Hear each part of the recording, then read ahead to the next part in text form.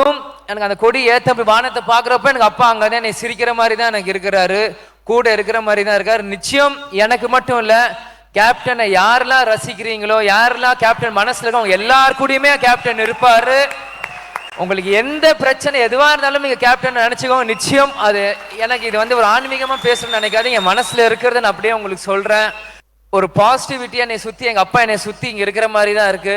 கேப்டனோட ஆசீர்வாதம் நம்ம எல்லாருக்குமே இருக்கும். அதே மாதிரி பிஹைண்ட் வுட்ஸ்க்கும் நான் இந்த நேரத்தில் ரொம்ப கடமைப்பட்டிருக்கேன். ரொம்ப நன்றிங்களும் இங்கே சொல்லிக்கிறேன். ராமநாதபுரத்தில் இருந்தாலுமே அங்கேருந்து திருச்சி, மதுரையில் ஃப்ளைட் கிடைக்கலன்னு திருச்சிக்கு திருச்சியிலேருந்து இங்கே இறங்கியிருக்கேன்.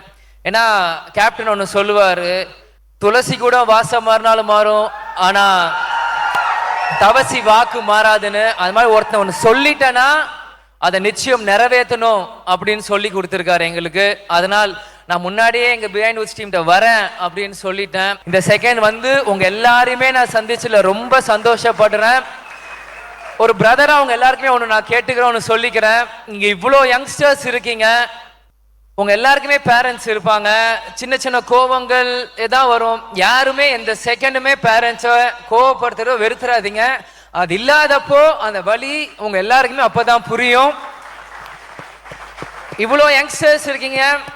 இன்னைக்கு நான் விஜயபிரபார்னா இன்னைக்கு ஒரு முயற்சி நான் எடுத்துட்டு இருக்கேன்னா அது எனக்காக இல்லை என்ன அறிமுகப்படுத்துறதுக்கோ இல்லை இந்த மேடையில் அமைஞ்சு நான் விஜயபிரபார் கேப்டன் மகன் பெரிய இவனோ சொல்றதுக்கோ இல்லை, எங்க அப்பாவோட கனவை நிறைவேற்றதான் விஜயபிரபார்னா இங்க நான் நிக்கிறேன்.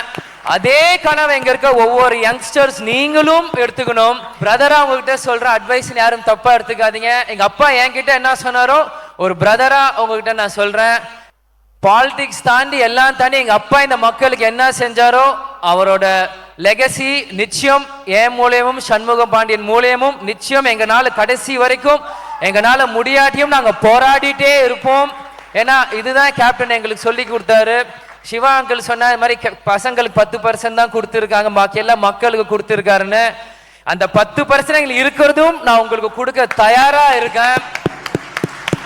ஏன்னா கேப்டன் ஆன்மா சாந்தி அடைஞ்சா அதுவே எங்களுக்கு போதும். கேப்டனை யாரெல்லாம் ரசிக்கிறீங்களோ, யாரெல்லாம் கேப்டன் மனசுல இருக்கவங்க எல்லாரு கூடயுமே கேப்டன் இருப்பாரு.